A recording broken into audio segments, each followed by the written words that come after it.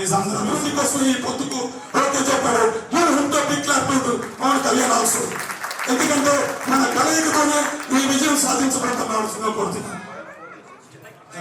Gurazala party convener మన గణపతి సీనన్నకి పుష్పగుచ్చం ఇచ్చి సన్మానిస్తున్నారు.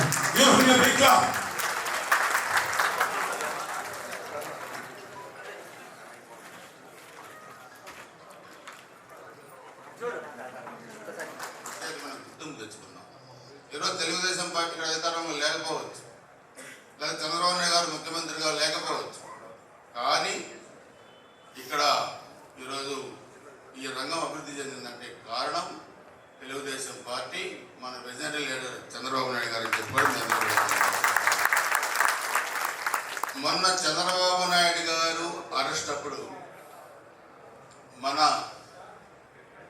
యువకులు అంటే ఐటీ కుర్రోళ్ళు కానీ, లేకపోతే మన ఆంధ్రప్రదేశ్ సంబంధించిన పార్టీ నాయకులు కానీ, అభిమానులు కానీ ఎక్కడి జేఎన్టీ దగ్గర ఎక్కడో ఒక ధర్నా కార్యక్రమం, నిరసన కార్యక్రమం చేస్తూ ఉంటే ఆ రోజు అధికారంలో ఉన్న ఒక మంత్రి గారు మాట్లాడారు, ఇది మీ ఆంధ్రప్రదేశ్కి సంబంధించిన రాజకీయ అంశం, హైదరాబాద్లో మీరు ఈ నిరసన కార్యక్రమం చేయడానికి వీల్లేదు అని ఒక మాట అంటే చంద్రబాబు నాయుడు గారి మౌనం ఆ మంత్రి గారికి అధికారం లేకుండా చేసింది తెలంగాణ.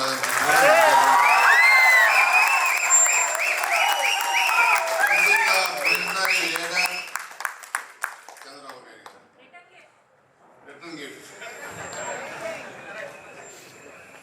అలాంటి రిటర్న్ గిఫ్ట్ కూడా 2 నెలల్లో మనం ఆంధ్రప్రదేశ్లో ఇవ్వబోతున్నాము. మీ అందరూ ఆశీస్సుల వల్ల అధికారం ఎవరికి శాశ్వతం కాదు. రాజకీయ పార్టీల్లో అధికారంలోకి వస్తూ ఉంటాయి, అధికారంలోకి పోతూ ఉంటాయి. మీ రాష్ట్రం కాదన్నదకే ఇక్కడ అధికారాన్ని మార్చేస్తే అడ్డగోలుగా నోరు పారేసుకుంటే ఆంధ్రప్రదేశ్లో మిమ్మల్ని ఎటువంటి పరిస్థితుల్లో ఇంటికి పంపించడానికి ఆంధ్రప్రదేశ్ ప్రజలు సిద్ధంగా ఉన్నారు. మిస్టర్ జగన్మోహన్ రెడ్డిని గుర్తుపెట్టుకోవాల్సిన అవసరం ఉంది.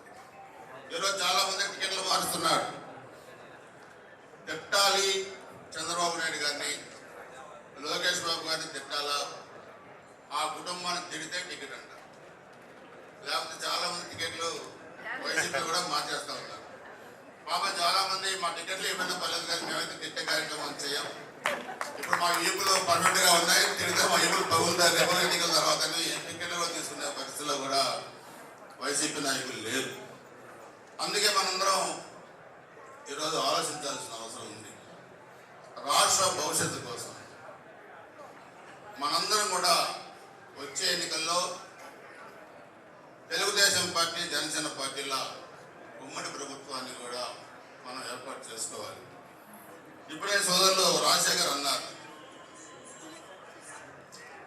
రావణాసురుడిలాగా తయారైపోయాడు జగన్మోహన్ రెడ్డి అని. కానీ ఆ రావణాసుడి తలలు తీసేయడానికి రాముడు చంద్రబాబు నాయుడు గారు ఉన్నాడు.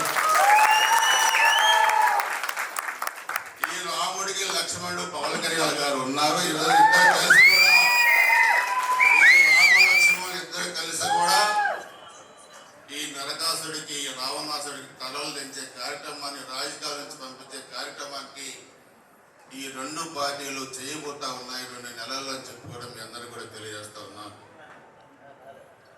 చాలా ఘోరమైన సరిదిద్దుకోలేని తప్పిదాలు ఈరోజు జగన్మోహన్ రెడ్డి చేశారు. ఒక వ్యక్తి పైశాచిక మనస్తత్వం వల్ల ఆంధ్రప్రదేశ్ ఎంత దారుణంగా ఈరోజు తయారైపోయిందంటే దాదాపు 20 సంవత్సరాలు ఎన్నికలు వెళ్ళిపోయింది. ఈ వ్యక్తి రేపు వెళ్ళిపోతాడు, కానీ ఆంధ్రప్రదేశ్ రాష్ట్రాన్ని రేపు మన అధికారంలోకి వచ్చిన తర్వాత ఎంత అభివృద్ధి చేయాల్సిన అవసరం ఉందో కూడా ఒకసారి మనం ఆలోచించుకోవాలి. పల్నాడు గురించి కూడా మన కాంతారావు గారు మన వాళ్ళు చెప్పారు. ఈరోజు ముఖ్యంగా మన గుజరాత్ నియోజకవర్గం కూడా చూస్తే తెలుగుదేశం హయాంలో మనం చేసిన అభివృద్ధి తప్పితే ఈరోజు ఎక్కడ కూడా అభివృద్ధి కార్యక్రమాలు లేవు. ఫ్యాక్షన్ని నేను 94లో ఎమ్మెల్యేగా ఫస్ట్ అయిన తర్వాత ఈ గురిజాల మండలంలో ఉన్న దైదా, తేలికొట్ల, కొట్టిముక్కల గ్రామాలు, ఫ్యాక్షన్ గ్రామాలు ఉండే 48 మంది చనిపోయారు. అవన్నీ కూడా రాజీ పెట్టి శాంతి కమిటీలు వేసి ఈరోజు గొడవలు లేకుండా చేశాం. 14-19 మధ్య మన ఎమ్మెల్యే ఉన్నప్పుడు కానీ, తెలుగుదేశం అధికారులు ఉన్నప్పుడు కానీ ఒక వైసీపీ కార్యకర్త కూడా చనిపోలేదు. అభివృద్ధి ధ్యేయంగా మనం పనిచేస్తే వీళ్ళు 19 వచ్చిన తర్వాత అరాచకంగా పనిచేశారు. 11 మంది తెలుగుదేశం పార్టీ కార్యకర్తలు, ఎస్సీ, ఎస్టీ, బీసీ, మైనార్టీ, కాపు నాయకులు గుజరాల నియోజకవర్గంలో చంపేశారు. మాచల్ నియోజకవర్గంలో 7 బీసీ నాయకులను చంపేశారు. 8 మంది పిల్లలు, చిన్న పిల్లలు గుజరాల నియోజకవర్గంలో అక్రమమైన గుంతలో పడి చనిపోయారు. 60-70 మందిని కాళ్ళు చేతులు విరగొట్టారు. మొన్న నేను మాడుగుల గ్రామంలో ఉన్నాను. అందరం వెళ్ళాం.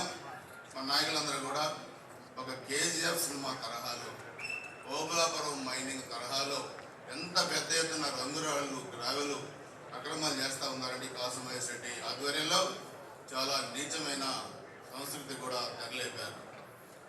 అదే కాకుండా మాట్లాడితే పోలీసులతోనే పిలిచి కొట్టేయటం, ఆ వీడియోలు ఎమ్మెల్యేలకు చూపించటం, ఈ విధమైన కార్యక్రమాలు కూడా అధికారం ఉంది కదా అని 151 సీట్లు మాకు వచ్చినాయి కదా అని చేసే పరిస్థితికి ఈరోజు వీళ్ళు వచ్చారు. అందుకే ఈరోజు మనందరం కూడా ఆలోచించాల్సిన అవసరం ఉంది. మీరందరూ కూడా అక్కడ ఓటు ఉన్న వాళ్ళు కొంతమంది ఉన్నారు, లేని వాళ్ళు ఉన్నారు.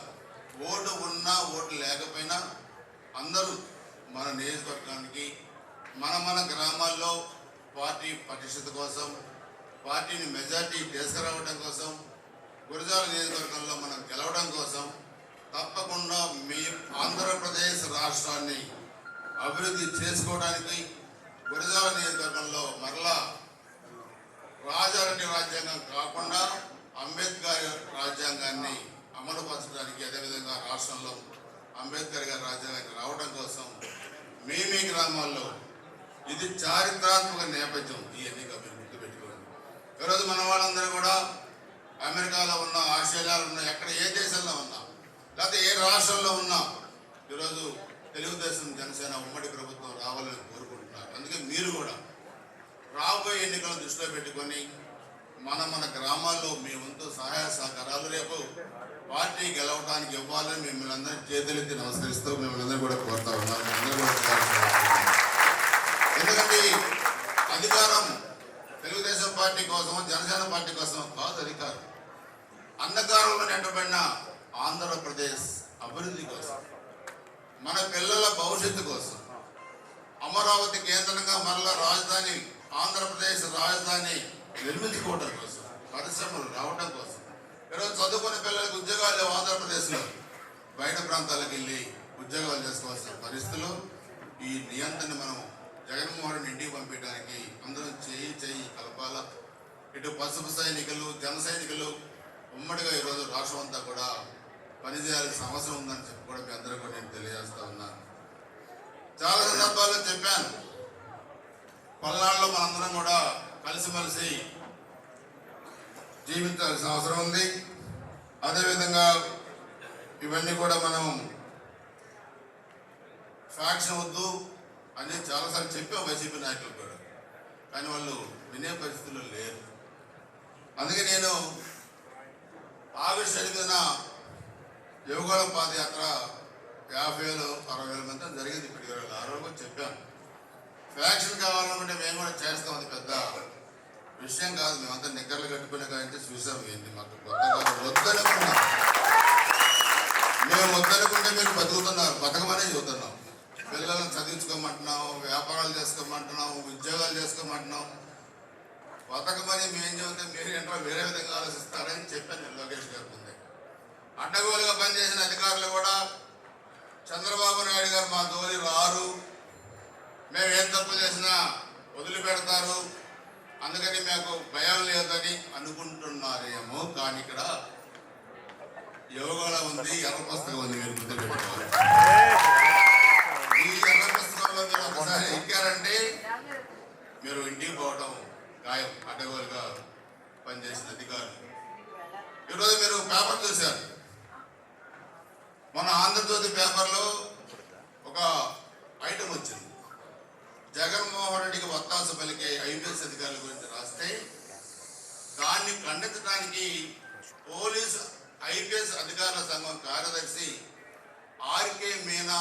సంతకాన్ని Vijayawada police commissioner Kranthi Rana Tata forgery చేసి ఆయన సంతకం ఏం పెట్టాడు. మీరు గుర్తుపెట్టుకోండి, ఒక ఐపీఎస్ ఆఫీసర్, ఒక ఐజీ ర్యాంక్ అధికారి, ఇంకొక డీజీపీ సంతకాన్ని, అడిషనల్ డీజీపీ సంతకాన్ని ఫోర్జరీస్ పెట్టాయంటే ఎంత నీచానికి వీళ్ళు దిగజారారో ఈ జగన్మోహన్ రెడ్డి మాటలని మనం అర్థం చేసుకోవాల్సిన అవసరం ఉంది. తండ్రి అధికారాన్ని అడ్డం పెట్టుకొని చాలా మంది ఐఏఎస్లు ఐపీఎస్లు జైలుకి పంపించాడు, మంత్రులు జైలుకి పంపించాడు. రేపు అధికారం కోల్పోయిన తర్వాత 10-15 మంది ఐఏఎస్లు ఐపీఎస్లు జైలుకి పోవడానికి సిద్ధంగా ఉన్నారు. అందుకే మనందరం కూడా మరలా వస్తున్నాడు. నేను చాలా పేదవాడిని, నేను మీ బిడ్డని, నాకు పేపర్ లేదు, నాకు టీవీ లేదు. అరే నేటిగా మరి సాక్షి ఉడుగు పుట్టిందిరా, ఈ సాక్షి ఛానల్ ఉడిది, ఈ సాక్షి పేపర్ ఉడిది, మరి అదే చెప్పాలి కదా. మనకి చెల్లెలే చెప్పింది కదా సాక్షిలో నాకు సగం వాటా ఉందని, అంటే మీరే కదా సాక్షి పేపర్. ఆ ఫోటో పేపర్ మీద ఎవరి ఫోటో ఉంది, ఛానల్లో ఎవరి ఫోటో ఉంది. అందుకే అన్నని ముఖ్యమంత్రి చేయడానికి 3000 కిలోమీటర్ల పాదయాత్ర చేసిన చెల్లెల మీదనే అసభ్యకరంగా వైసీపీ సోషల్ మీడియాలో పోస్టులు పెట్టించే నీచ నికృష్టమైన ఈ వ్యక్తి జగన్మోహన్ రెడ్డిని రాజకీయాలను జగన్ సమాధానించి కూడా వేయాల్సిన అవసరం ఉన్నత సంగతి కూడా నేను అందరూ కూడా తెలియజేస్తా ఉన్నాను. అందుకే రేపు మీ అందరి సహకారంతో నేను మరలా 94 నుంచి ఇప్పటిదాకా 6 సార్లు పోటీ చేశాను. రేపు మీ అందరి ఆశీస్సుతో 7వ సారిని పోటీ చేయబోతా ఉన్నాను. ఒకే నియోజకవర్గంలో వరుసగా 7 సార్లు పోటీ చేసే అవకాశాన్ని కల్పించిన తెలుగుదేశం పార్టీ, ముఖ్యంగా 94లో కార్యకర్తగా ఉన్న నన్ను అన్న నందమూరి తారక రామారావు గారు రోజు పిలిచి మార్చల రాజకీయాల్లో నువ్వు పోటీ చేయాలని మార్చల టికెట్ ఇచ్చిన గురిజాలకు మార్చారు. ఆ రోజు నుంచి వరుసగా గెలిచిన ఓడిన ఈ పార్టీకి క్రమశిక్షణ కలిగిన కార్యకర్తగా పనిచేసిన నన్ను మరలా చంద్రబాబు నాయుడు గారు మన పిలిచి చిన్న సమస్యలు కూడా సర్దుకొని మరలా మంచి మెజార్టీతో గెలిచి రావాలి, పల్నాడికి నువ్వు దిక్సూచిగా ఉన్నామని చెప్పడం చూస్తే అది నా పూర్వతరం సుకృతంగా నేను భావిస్తాను. ఒక క్రమశిక్షణ కలిగిన కార్యకర్తగా ఒకే నియోజకవర్గం నుంచి ఒకే పార్టీ నుంచి 7 సార్లు పోటీ చేసే అవకాశం ఈ పార్టీ నాకు ఇచ్చిందంటే నేను పూర్తిగా పార్టీకి వేరే విధాలుగా కూడా ఉన్నాను కాబట్టి నాకు గుర్తింపు వచ్చిందని చెప్పుకోవడం. అందుకే రేపు మీ అందరూ ఆశతో గెలిచిన తర్వాత నా మొట్టమొదటి ధ్యేయం గురజాల కేంద్రంగా పల్నాడు జిల్లాను ఏర్పాటు చేయడం అని చెప్పి, అదేవిధంగా పొలాన్ని పారిశ్రామిక హబ్బుగా తయారు చేయాలి. యూత్ పాలసీ పెడతా ఉన్నాం. ఒక 500 ఎకరాలు తీసుకొని మనం చదువుకున్న కుర్రోళ్ళు, ఉద్యోగాలు లేకున్న వాళ్ళందరూ కూడా స్మాల్ స్కేల్ ఇండస్ట్రీస్ పరిశ్రమలు స్థాపించాలి. అదేవిధంగా రైతాంగం కూడా ఈరోజు చాలా నష్టపోయారు. వాళ్ళు కూడా మనం మార్కెట్ ద్వారా కానీ లేకపోతే మనం ధాన్యం కొనుగోలు చేసే దానికని కేంద్రాలు పెట్టి వాళ్ళని ఆదుకోవాలి. పొలాలు రోడ్లు కూడా వదిలేశారు 5 సంవత్సరాలు. రైతాంగాన్ని అసలు వదిలేసింది ప్రభుత్వం, వ్యవసాయ డిపార్ట్మెంటే లేదు. సో అన్ని రంగాల్లో కూడా మనం సిమెంట్ ఫ్యాక్టరీలు కూడా వచ్చినాయి. మనం మీరు చూస్తే మన అధికారంలో లేము.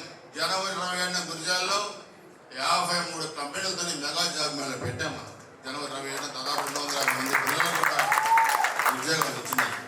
అందుకనే మనం ప్రభుత్వం తెలుగుదేశం జనసేన ఉమ్మడి ప్రభుత్వం వచ్చిన తర్వాత గురజాల నియోజకవర్గాన్ని పారిశ్రామికంగా అన్ని విధాలుగా కూడా అభివృద్ధి చేసేదానికి కూడా మనం ముందుంటాం.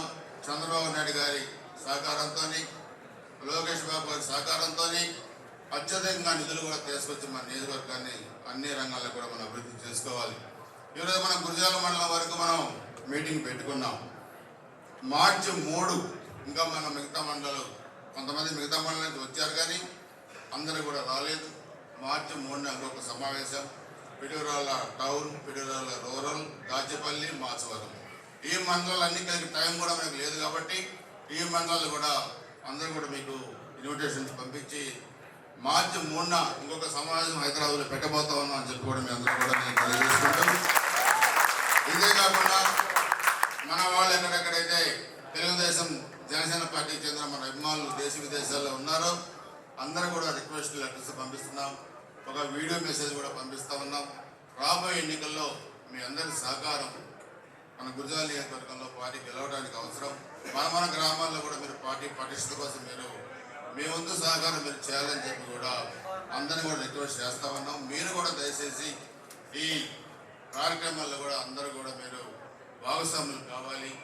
పార్టీ భవిష్యత్తు కోసం, పల్నాడు భవిష్యత్తు కోసం, గురజాల భవిష్యత్తు కోసం, ఆంధ్రప్రదేశ్ రాష్ట్ర భవిష్యత్తు కోసం, ఒక సైకోని ఇంటికి పంపించడం కోసం మనందరం కూడా ఒక యజ్ఞంలాగా మనందరం కూడా ఒక క్రమశిక్షణ కలిగిన సైనికుల్లాగా ఒక యజ్ఞంలాగా మనం పనిచేయాలి. యజ్ఞం చేస్తే మనం ఎంత నిష్ఠతో చేస్తామో అలానే చేయాలి. అలాంటి వ్యక్తులకి ప్రకృతి సమాధానం చెప్పొద్దు. దయచేసి మీరు అందరూ కూడా గుర్తుపెట్టుకోండి. ఇందాక కూడా మన వాళ్ళు చెప్పారు, వ్యక్తిగతమైన దోషం. చంద్రబాబు నాయుడు గారి కుటుంబాన్ని, పవన్ కళ్యాణ్ గారిని వ్యక్తిగతంగా ఈ వ్యక్తి జగన్మోహన్ రెడ్డి అనే వ్యక్తి దూషిస్తే సైకలాజికల్గా వీళ్ళు బలహీనపడతారని, బాధపడతారని చెప్పి అనుకుంటున్నాడు. కానీ అంత పెద్ద మనిషి కూడా బాధపడ్డాడు. ఆ బాధ ఊరకపోదు. మిస్టర్ జగన్మోహన్ రెడ్డి, నిన్ను 6 అడుగులు పోతు తీసి పాతి పెట్టేదాకా